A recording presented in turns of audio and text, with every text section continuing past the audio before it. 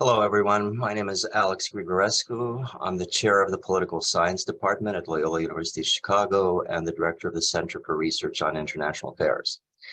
The Office for Global and Community Engagement in the Office of the Provost has organized this academic year a series of forums on global affairs that is titled, "What Are We Learning from the War in Ukraine?" The series has sought to offer an interdisciplinary approach to important questions that have arisen from this devastating war, whether humanitarian, political, educational, and so on. Today's forum offers a discussion from a more historical perspective. As one can see from the title, Poland and Ukraine's Historical Encounter with the Russian Empire, it focuses not just on the historical relations between Ukraine and Russia, but also on those with their important neighbor, Poland. The panel was organized and moderated by Professor Maciej Olchaba, an alumnus of our university and currently the first Kosciuszko Foundation Scholar at Loyola University. The two speakers are Dr. Michael Khodarkovsky, Professor in History, and Dr. Paweł Markiewicz, Executive Director of the Washington, D.C. office of the Polish Institute for International Affairs. We're very grateful for them being part of this panel, and I'm going to hand it over to Matt to lead the discussion. Thank you very much. Thank you so much, Professor Grigorescu. Good afternoon, everyone. Thank you so much for joining us. As Professor Grigorescu has mentioned, my name is Maciej Olchaba. I am the Kosciuszko Foundation Scholar at Loyola, where I teach a course on Eastern European politics. Last semester, I had the pleasure of teaching a course, Poland in International Relations. Loyola University Chicago offers students the ability to have a minor in Polish studies, and students can learn about Polish literature, Polish history, Polish cinema, and study the Polish language at various levels. My background is in Central and Eastern European studies and Ukrainian studies. That is why I have the honor of working with students to better understand the former peripheries of the Soviet and Russian Empire. I'm very happy to be moderating this panel, and I'm very thankful for this opportunity to Professor Alex Grigorescu and Professor Bożena Nowicka-Mklis. I'm joined today by as was mentioned, I'm joined today by two outstanding experts, Dr. Michael Khodarkovsky and Professor Michael Khodarkovsky and Dr. Paweł Markiewicz. Together, we will be examining Poland and Ukraine's historical encounter with the Russian Empire. Just a few words of introduction to our panelists. Michael Khodarkovsky was born and grew up in Kyiv in Ukraine. He immigrated to the United States in 1979. And his first place of residence was actually on the corner of Kenmore and Sheridan, which today is a dorm building at Loyola University Chicago. So many would say that he was predestined to teach at Loyola. Before coming to LUC in 1991, he received a PhD from the University of Chicago.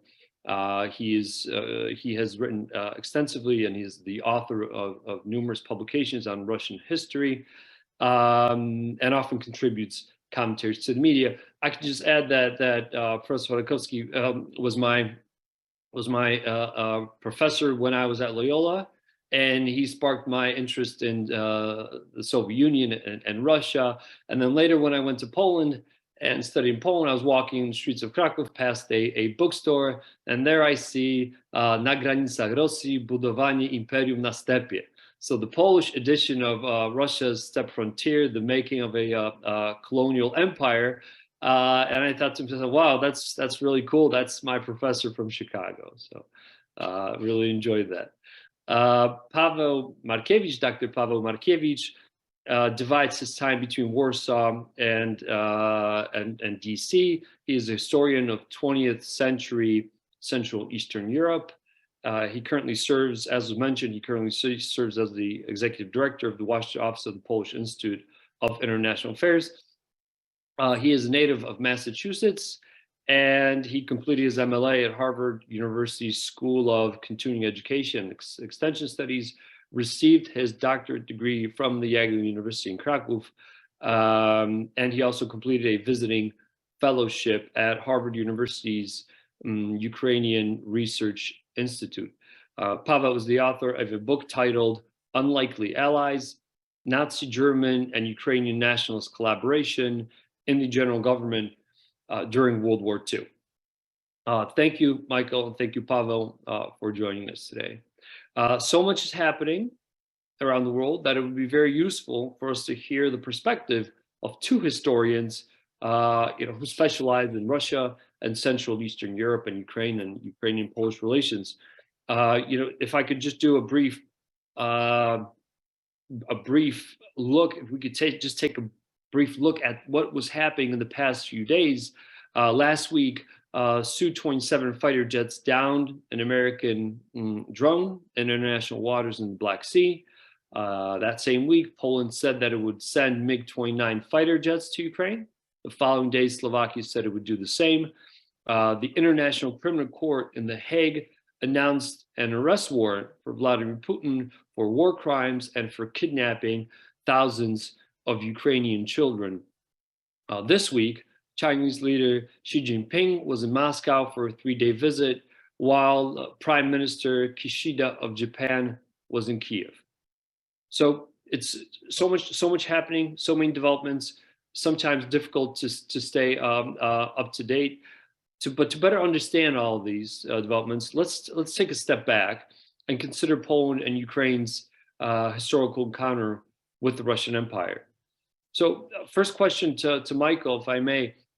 Michael, you've written that Putin believes that Ukraine is key in restoring the Russian Empire, and also in restoring Russia's greatness, I might say. He doesn't always use the words empire, but restoring Russia's greatness.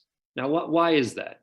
Does this approach differ from that of previous leaders of whether it's Russia or the Soviet Union? Could you just give us a brief overview of Ukraine's place in Russia and Soviet Union's imperial project? What was the significance of Ukraine? And also similarly, historically, what was the role of Poland in that imperial project? And what did Russians have in store for Poles? Thank you, Maciek, very much. Let me first thank you, Professor Grigorescu, for organizing this very important panel. It should be informative to people who are interested, and Mary, who is behind the scenes there, pulling the strings. Without her, we couldn't do it. And to Maciek, of whom I'm very proud, as being his teacher. That's what makes teaching worth it. Who is our moderator today and had a very successful career after graduating from Loyola. So let me first emphasize that regardless of one's politics, one should admit that without Poland, Ukraine's the very existence today might have been questionable. Without support from Poland, which through its support unquestionably, wholeheartedly behind Ukraine, that would not be possible. So there are two countries to which Ukraine, of course, owes a great debt, and that is Poland and the United States. Without the US, of course, also nothing would have happened, despite the brave resistance of Ukrainians. So that's very important to understand. The relationship between Poland and Ukraine were not always happy, and that's, I think, Paweł will address that issue. We'll discuss it later. But to answer your question about Ukraine's relationship to Russia within the Russian Empire and contemporary Russia, so what I wrote was that Ukraine is indispensable to Russia's vision of itself from the Kremlin perspective. It's not what I think, right? The first idea was actually expressed by a former national security advisor to President Carter, Zbigniew Brzezinski, another Pole, a very distinguished and very accomplished professor of political science at Columbia University, who wrote many books and very important books. So he was the first, as far as I know, to say that without Ukraine, Russia cannot be an empire. And for whatever reasons, that's exactly what they believe in the Kremlin. Whether it is so or not, is a different question, but it is kind of curious to think about it, that by insisting on having Ukraine as part of essentially future Russia, the Kremlin leaders today confirmed that they do want to be an empire. I mean, indirectly, that's basically what they are stating. And they do confirm that this project is about revanchism, that is restoration, getting back what they think belongs to them, and that is Ukraine. Belarus is already essentially part of Russia today for all intents and purposes. And once they secure this, they believe they can proceed further with their imperial ambitions. Why Ukraine in particular? Well, it's the most populous after Russia, former republic of the Soviet Union. It has a huge industrial base and educated population. It is westernmost kind of a territory of the former Soviet Union. They think probably in the Kremlin, and they have a reason to think so, if you subtract Ukraine and only have the current borders of Russia, the European territory of Russia is very small. Most of Russia will be, even more than before, will be actually in Asia. In Asia. And so Ukraine seems to be critical for revanchist ambitions, for geopolitical kind of concerns, but there are also other concerns which are idiosyncratic to Putin and his thinking. They were talking for many years a lot about the Russian gene, the genetic heritage of the Russians, how Russians are special, and but also it includes Ukrainians who they don't recognize as a separate people, but they think of them as just misguided brothers, also Russians. You know, they speak a slightly different language, but they should be part of the greater Russia. That goes back to earlier times, and perhaps we can talk about it later. But one of the problems that Russia faces, one of the major problems that is not always understood, is demographic. And so there are some calculations, and I can go into this later in detail, that by 2050, Russia could become predominantly Muslim country, because the Muslim population of the Russian Federation procreates at a much faster rate than the Slavic population. For Putin, this is an important part because Ukrainians are Slavic people. They are European looking. They are Christians. So it's also, his ideas are also kind of racially, ethnically, religiously based, we can say. So adding Ukrainians to Russia will certainly solve part of the demographic problem. And this is why you hear about this crimes that Russians are committing by transporting people, particularly children, forcefully to Russia, essentially abducting them and bringing them to Russia. So there are a number of various reasons, geopolitical, economic, demographic, political, and historic, but historic is mostly construction, of course, that the way they want to see history, by not recognizing Ukraine as a separate country, as a separate, having separate identity, and insisting that it should be part of Russia. By the way, I should mention this is not very different from Nazi Germany, where Hitler insisted that, of course, Austrians are simply part of a bigger German empire, the Third Reich, the Third Empire, and so were the Swiss. The German-speaking Swiss for Hitler should have been part of the German Empire. Just he did not make it a priority to invade Switzerland because of its mountainous terrain and other reasons. But the idea is the same. So Putin's idea about Russian world, unifying Russian speakers into one empire, have a very ominous precedent in the past. So. Thank you so much, Professor Khodarkovsky. Since we can stay on the subject of Nazi Germany, or at least I think that Dr. Markiewicz will point to this a little bit, because it is around that time where the borderlands between Poland and Ukraine have turned into bloodlands. But as Professor Khodarkovsky had mentioned, the images we see today are very heartening. We saw that Poles opened their hearts, opened their homes to the Ukrainian guests, millions and millions coming into Poland, fleeing the war. The Poland as a state had implemented had adapted to that situation by giving these visitors legal employment. Kids could go to school. They became part of the education system. So a lot of positive things coming from Poland in terms of relations at the individual level, also at the state level. But it wasn't always this. It wasn't always this case between Ukrainians and Poles. Dr. Markiewicz, if you could please give us an overview of the more difficult chapters, because that is very often it's overlooked, and the positive images that are coming out of Poland, at least in the Western media, for Poles and Ukrainians, there's also that history that has very often divided them in Europe, and it's I would say that it is in the back of their minds. But how will this affect future relations between Poland and Ukraine? But first, a brief overview of those difficult chapters in their history. Well, thank you so much, Maciek, for moderating this great discussion. Thank you to Professor Khodarkovsky, who I can share the virtual stage with.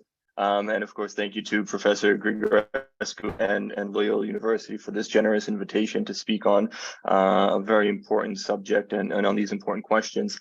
I think it's important to note, or to begin with, something that the scholar Serhiy Yakelchik recently wrote, and underscoring that Poles and Ukrainians are two Slavic sisters who are, or who maybe because of the war are starting to reintroduce themselves to one another in a new light. And this goes along what you kind of mentioned, Maciek, how the war is changing this perception of the partnership, how Poles see Ukrainians, how Ukrainians see Poles in this more positive light. Well, of course, that wasn't always the case. I mean, I'm not going to go back into this prehistory, so to speak, of the clashes between, the Ukrainian Cossacks and Polish nobles from the 16th and 17th century. Maybe I'll just focus on the more kind of 20th century aspect, which is what's remembered the most when it comes to these difficult, thorny issues that still kind of hang over the minds of many of these people in both countries. So I guess kind of starting from World War I and that period, right, when Poles and Ukrainians were making these moves to form their own states. Right, we had these strong nationalist feelings on both sides. It so happened that at the end of World War I, right, Poland was able to regain a state along with so many others in Central Europe, but Ukraine wasn't. Right, Ukraine was pieced together. The lands, the territories that we think of or we see as Ukraine today were put into 4 different countries. So it was in the borders of post-World War I Poland. Part was also in the borders of post-World War I Czechoslovakia, as well as the Soviet Union. So these territories were pretty much pieced up in these countries, and there was always this kind of sour taste in the mouth of many Ukrainians that they weren't able to achieve that goal, which is something that they certainly longed for. Beginning of the times almost of the Austro-Hungarian Empire, when they found themselves in that spot. This animosity and feeling of resentment that they weren't able to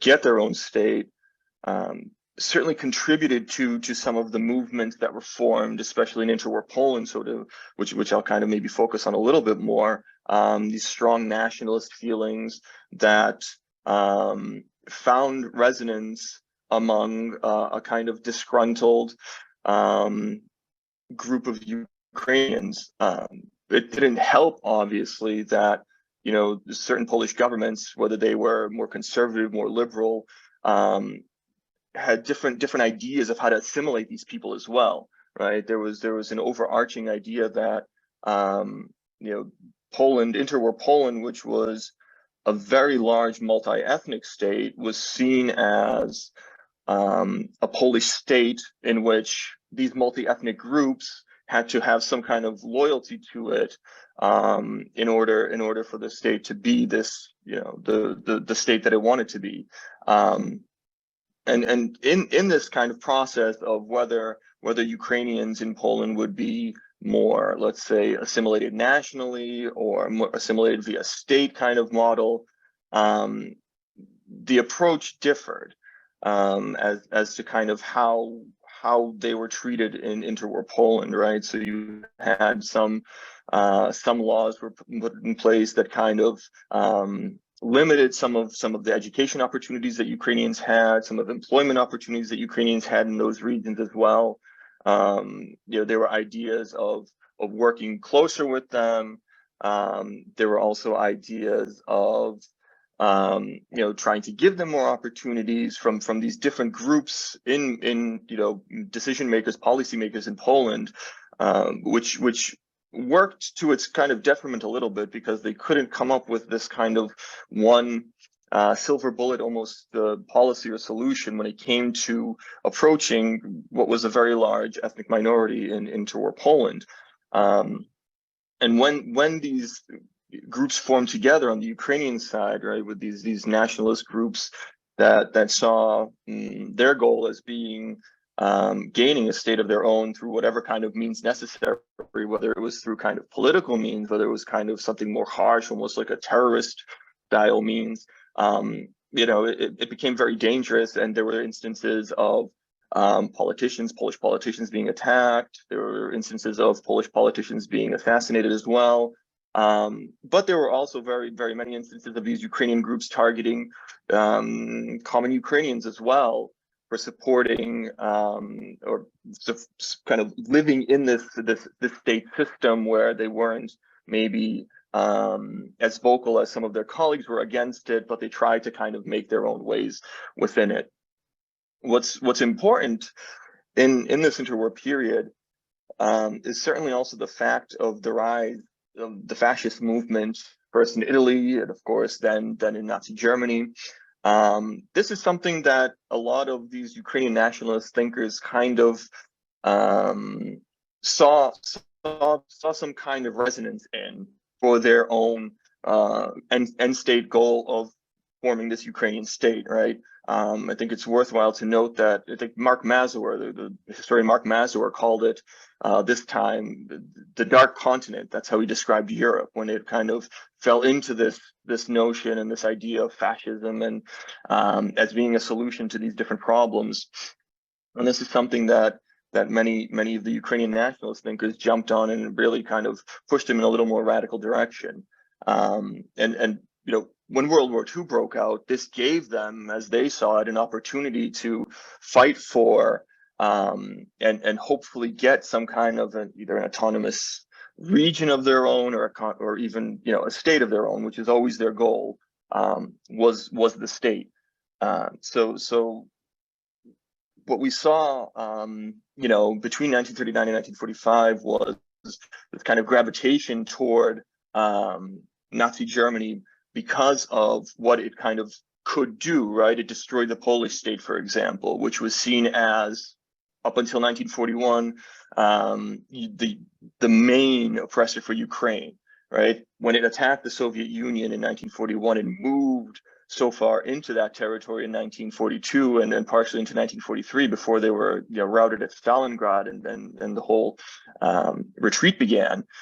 Many Ukrainians were hinging their hopes on the German question and policy and approach, that they would be gifted kind of a state of their own, or like I mentioned, a territory of their own, right? They saw the Croats, the fascist Croats got their own state. Slovakia, when it went in that direction as well, they kind of received their own state, so to speak. So the Ukrainians were hoping that they would kind of be that next group that would receive, something of their own. Of course, Nazi policy, racial policy was very different. And that's something that mixed into a lot of these different things as well. And that created many animosities between everyday Poles and Ukrainians, the way that the Germans used these pre-war animosities to keep Poles and Ukrainians in check. Maybe just to kind of emphasize, this kind of dividing and conquering worked up until about 1943. When the front started to change, when things started to change on the battlefront in the east for the Nazis, that's when we began to see a lot of Ukrainian nationalists kind of starting to take things into their own hands, beginning to launch these ethnic cleansing campaigns against Poles on regions that were inhabited by both groups, which led to brutal massacres that are still recalled to this day, which is one of the questions that'll certainly hang over the future of the Polish-Ukrainian relationship, how these massacres in Volhynia and Eastern Galicia at that time will be recalled, will be remembered, how they'll be reconciled, and it still resonates. Just to actually maybe briefly mention as well, after the war, from the Ukrainian perspective, one of the key events that'll still hang over as well is the 1947 military operation that was backed by the Polish communist regime to uproot and disperse, force resettle, so to speak, any Ukrainians that remained in post-war Poland to territories that were regained after the war in the West. This was a brutal campaign as well, meant to kind of once and for all, end any ideas of Ukrainian nationalist movements, and kind of do what Stalin wanted to do, which was put these national groups in their own territories without mixing them together. And this will be a question that'll also kind of stick in the minds from the Ukrainian perspective, as I would imagine it. Maybe I'll stop here and then we can continue. Paweł, thank you so much for that overview. I have some follow-up questions to that, definitely, because these relations between Poles and Ukrainians are definitely complex.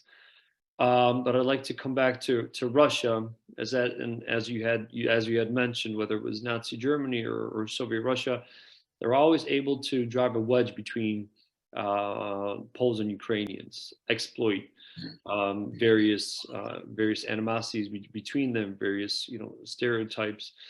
But to go back to Russia, Michael, I would ask you. You had written that that the Kremlin continues to subvert, democracies around the world. This rule-based order. It is in a sense. Wes Mitchell wrote about this once, probing how much it can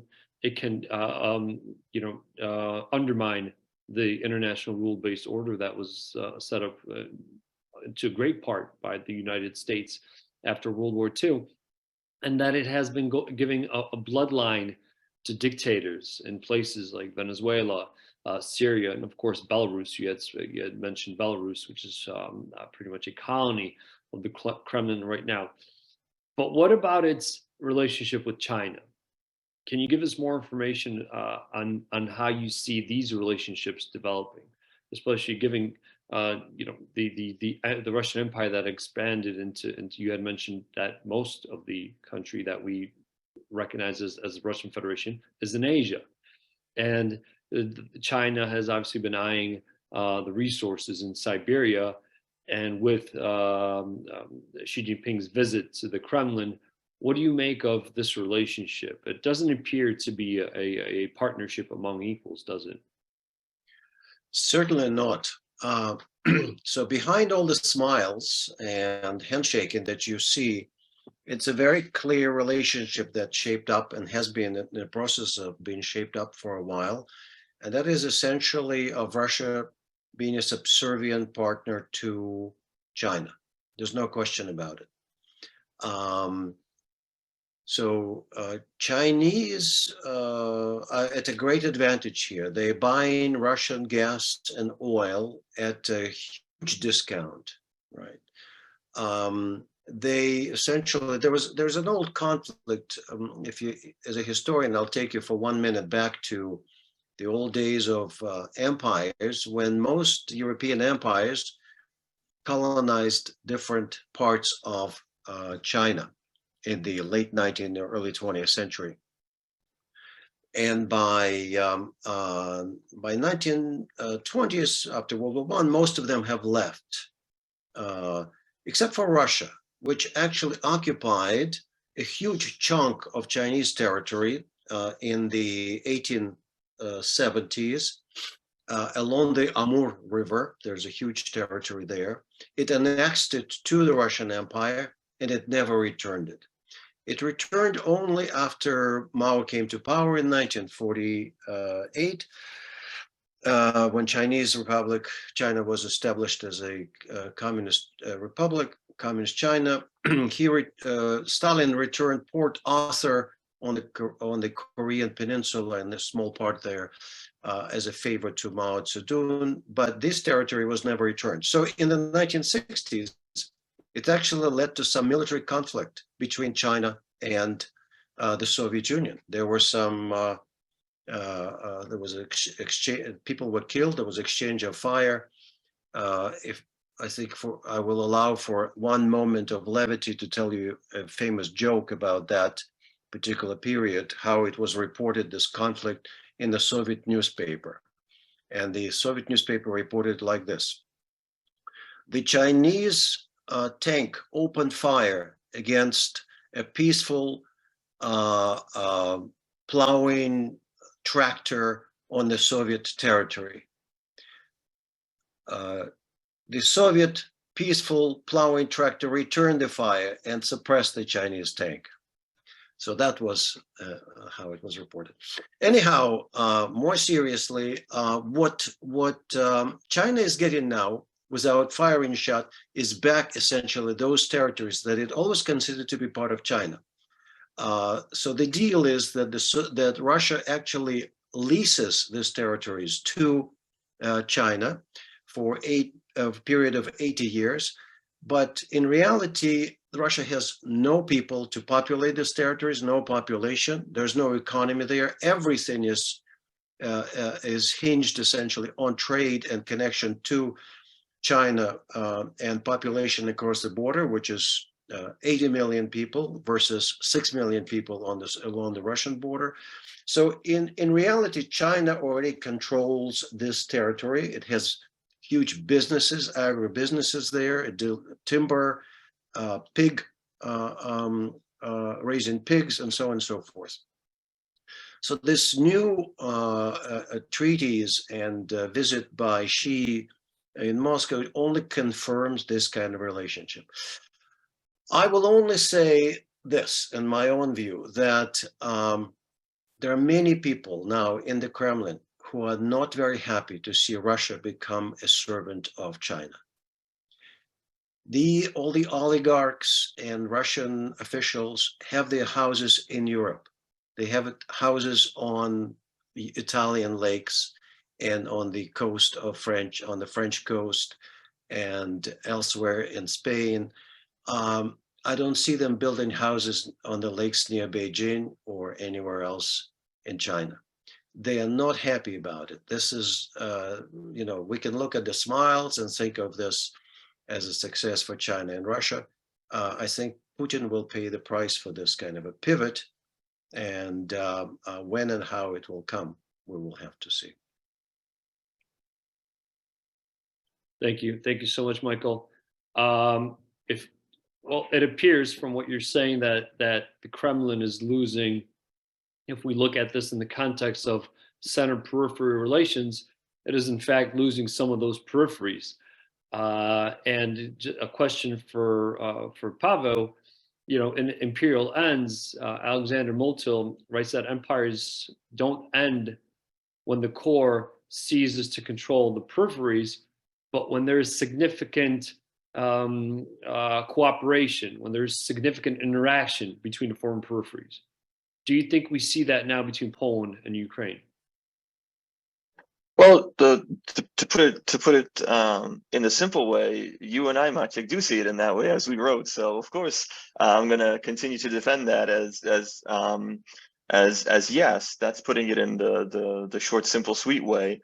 But certainly, you know, based off of as Professor Khodarkovsky mentioned in his opening remarks, the tremendous response of Poland to you know, not only the humanitarian response, the military response, as well as being that voice for Ukraine almost, to lobby key allies and partners, whether in NATO, whether in the European Union, to continue aiding Ukraine has been tremendous.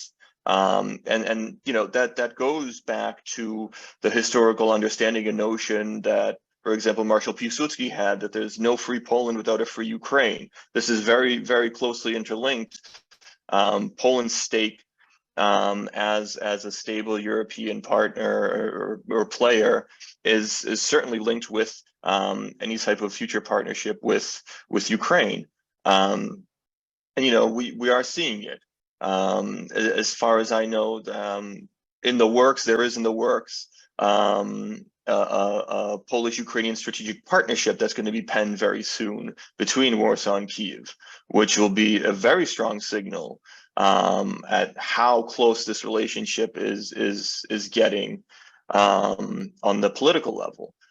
We saw recently when Polish President Andrzej Duda visited Ukraine, when he was in Lviv, which was, you know, over 100 years ago, Polish Lvów, which is a city that has been very contentious between Poles and Ukrainians. When he visited the war cemetery, the Polish war cemetery, with President Zelensky, they laid flowers on those graves there.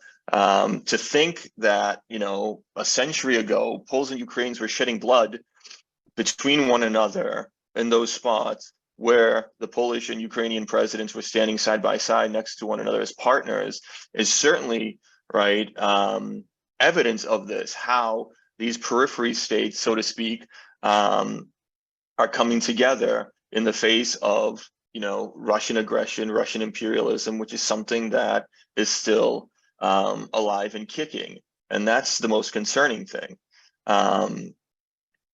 You know, the decision, for example, with the fighter jets, again, this is something that Poland sees as important in order to prevent and hopefully once and for all stop this kind of imperial mentality from Russia from incurring into Europe, right? Thank you, Paweł. I'm going to ask anybody that has joined us, if you'd like to post a question in the chat, please do so. I have a few follow-up questions for our panelists, but it'd be great, and I strongly encourage my students, if you're out there, to please post a question in the chat. We would love to take some from the audience.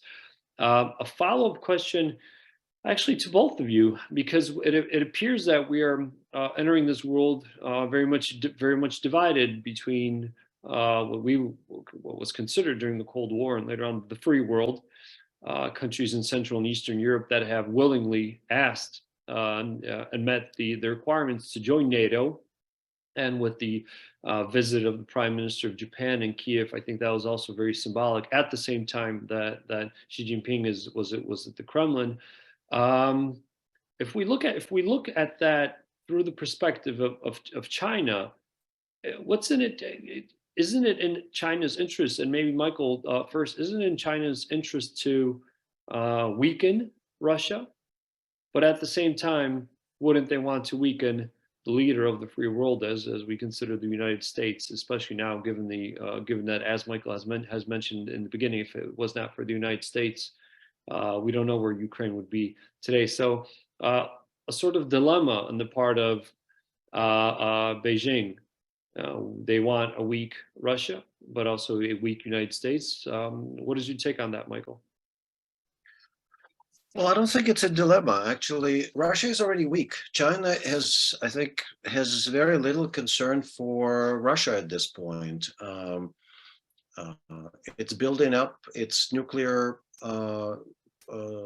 arms very rapidly. So it still has less than US and Russia, but it will certainly catch up. So Russia is not seen as any strategic threat to China anymore. But the United States is, of course. So the main foe of China is the United States, because it's the only country that stands between China's finally annexing Taiwan, or China as the second largest economy projecting its power throughout the world and its corrupt influences. So Russia is seen as a natural ally, of course. There are two dictators presiding over very similar societies, essentially totalitarian societies we can talk about. They are natural allies against the free world. So I see no dilemma for Xi Jinping in this regard.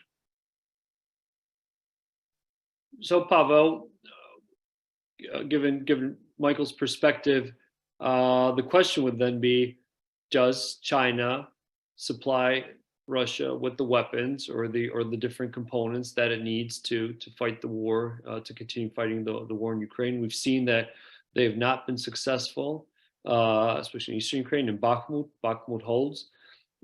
What do you think about that? Yeah, I think Professor Khodarkovsky nailed it on the head here. Certainly China is supplying Russia, as we read, with components that they need due to the sanctions that they got from the Western end. But I think that certainly Putin had a window of opportunity to prove himself to Xi Jinping that he could do what he planned on doing in Ukraine, which was take Kyiv in 3 days, do it quickly, change the whole government there, make it a pro-Russian satellite once again, the whole shtick and shebang. Well, it's been a year and he hasn't done any of that, and I think that convinced Xi Jinping that this is a weak Russia that he can certainly use to China's advantage. Whether it's economically, whether it's militarily, whether it's to expand Chinese interests, for example, in the Arctic region, which China certainly wants to do, and it probably will. So I think that this is certainly kind of giving more breath to this view of Russia almost being a junior partner to China. In this kind of Euro-Asian balance, if you will.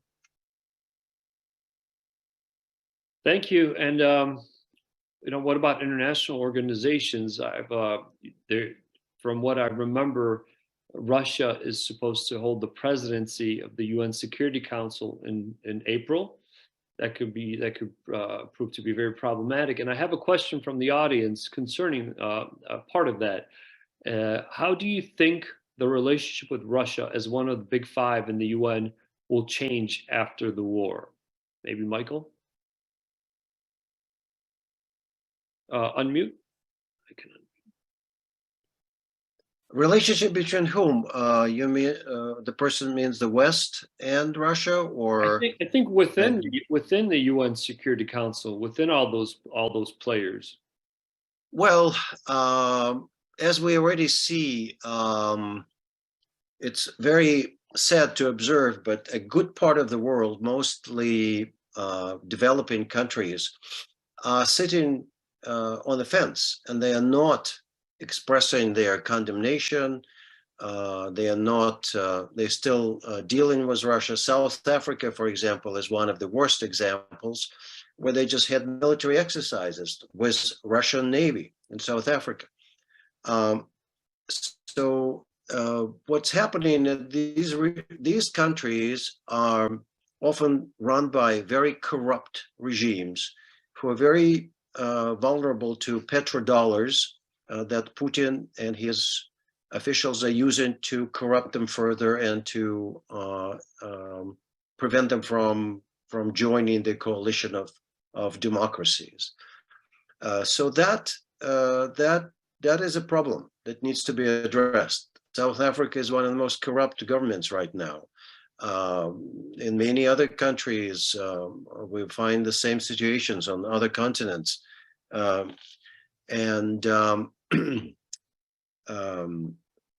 Anyway, that's an issue that needs to be addressed. The fact that India, for example, is neutral more or less. The fact that China is supporting essentially Russia, if not with direct military, that should be noted and condemned, of course.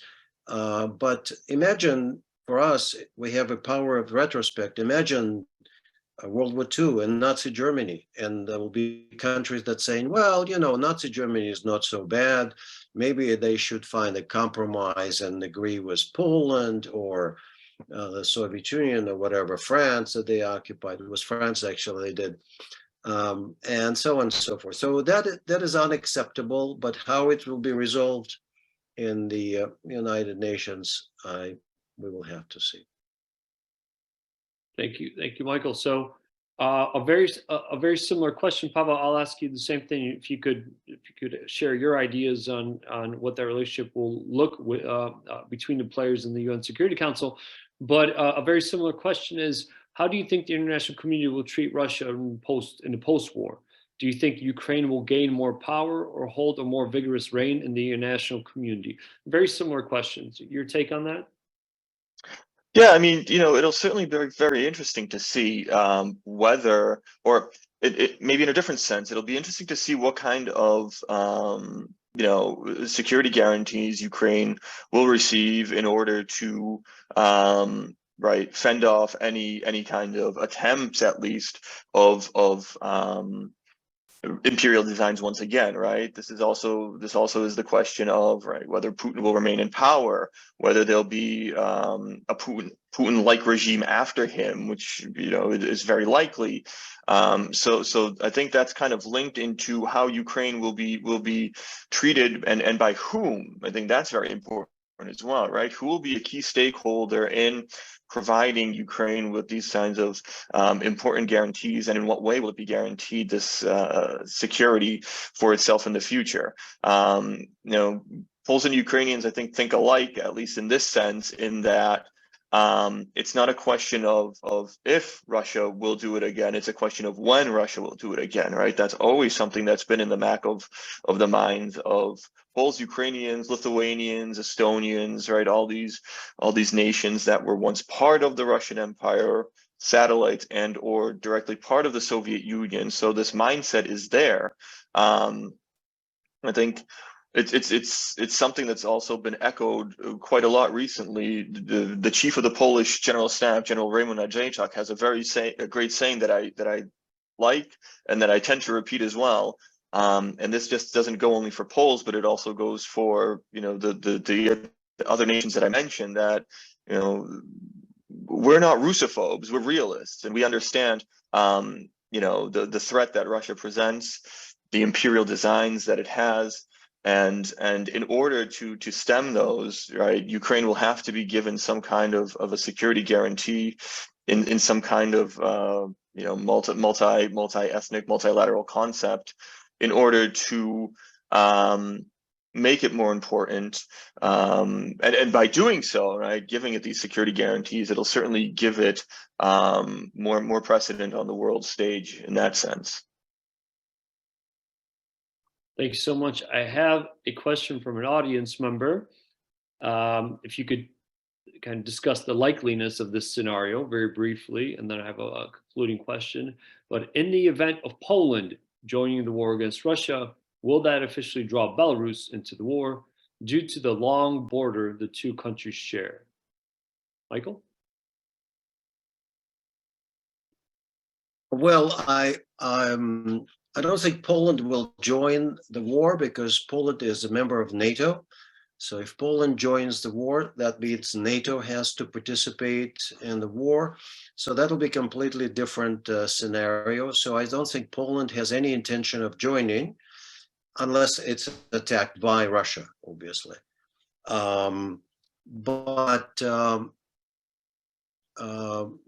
Belarus is actually an interesting case in a different regard that I want to bring up. Belarus practically now is treated like a colony. Maciek said that's true, like a colony of Russia. They watch the same news. Everything is pretty much the same. The power of Lukashenko, he couldn't survive one day without Russia's support and so on. But here's what's interesting. There's a recent poll that shows that in Russia, they watch the same news, I repeat, they read the same stuff. In Russia, 70% of the population supports the war. In Belarus, 90% of the population opposes the war. What does it tell you? It tells you something about the Russian people and the Russian mentality and how long perhaps they've been brainwashed, perhaps historical reasons that all amount to the same thing. But the important conclusion is it's not just about Mr. Putin. It's about Russia and its people who need to be disabused of their imperial mentality, to confront their past, the way, for example, the Ukrainians and Poles do now, without ignoring the history of violence and injustices on both sides, but actually confronting it and healing and dealing with it. Russia dismisses all of it. It denies all of this. Everything is great and rosy. We had never been guilty of anything. We're only a victim. And so with that mentality, we are set for a much longer kind of confrontation with Russia, because it's not just about Putin. Even if he's gone tomorrow, the issues will not immediately disappear. So that's important to keep in mind. Thank you, Michael. So to conclude, we have a little bit more time. I'd like to actually refer to an op-ed you wrote in which you stated that Putin is like the proverbial tiger that Winston Churchill referred to when condemning what he saw as the appeasement of Hitler of Nazi Germany. So you cannot reason with the tiger when your head is in its mouth. Where do we go from here? What policies do you think the U.S. Should take toward the Kremlin or the free world, the EU? But from an American point of view, which policies should it continue? Which policies should it change? I'll start with Michael, and then ask Paweł for his feedback on that. I will only quote what brave Polish soldiers used at some point in history when they were saying, "We're fighting for your freedom and ours." You know that expression. Every Pole knows this, right?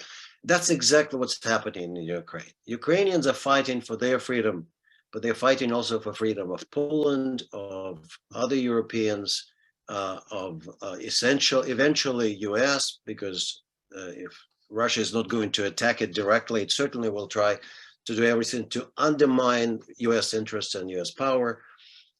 So it's in everyone's interest, in the interest of every democracy or independent state who wants to remain independent and free, to support Ukraine. So what the administration is doing right. It's helping, it's providing military aid. From my point of view, maybe a bit too slow. They're waiting until certain things happen and then they provide aid, like waiting with the planes, waiting with the tanks. I also would redraw the red lines that they drew for themselves under Russian pressure. That is, we cannot do this because Russians threaten this. Russians will always threaten. Russians will try to intimidate and prevent. The only way to deal with Putin is to show that you will do what is needed to stop him.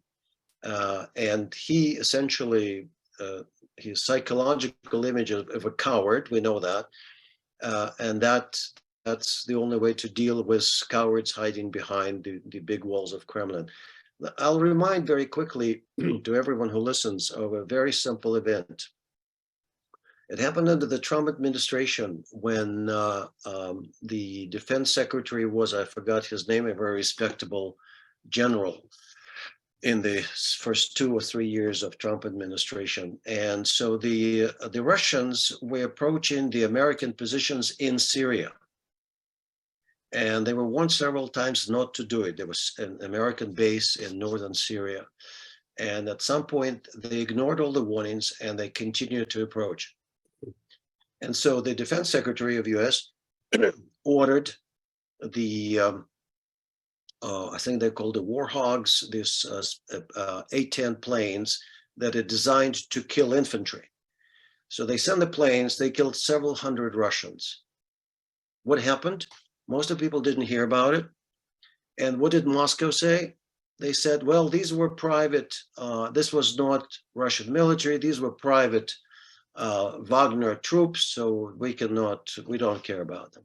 In other words, when they are confronted with real power, that's what people like Putin and Russians in history historically can respect.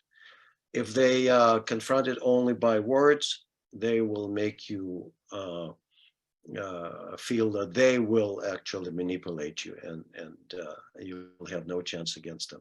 So my suggestion, of course, that no one needs in the White House is to do more and to do quicker. But that's but in general, I think they're doing well by supporting unquestionably Ukraine's attitude.